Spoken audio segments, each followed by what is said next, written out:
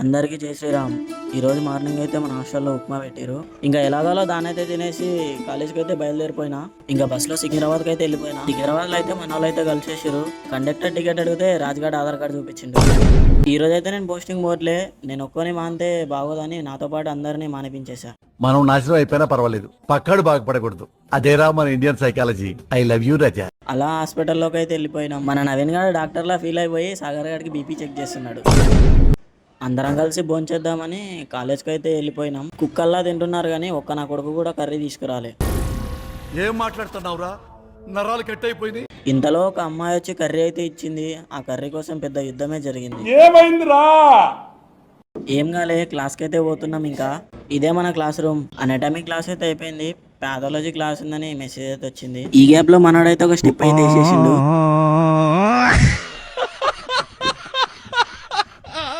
Madam serious గా class అయితే చెప్తుంది, మనోళ్ళు కూడా అంతే సీరియస్ గా ఫోన్లు అయితే యూజ్ చేస్తున్నారు.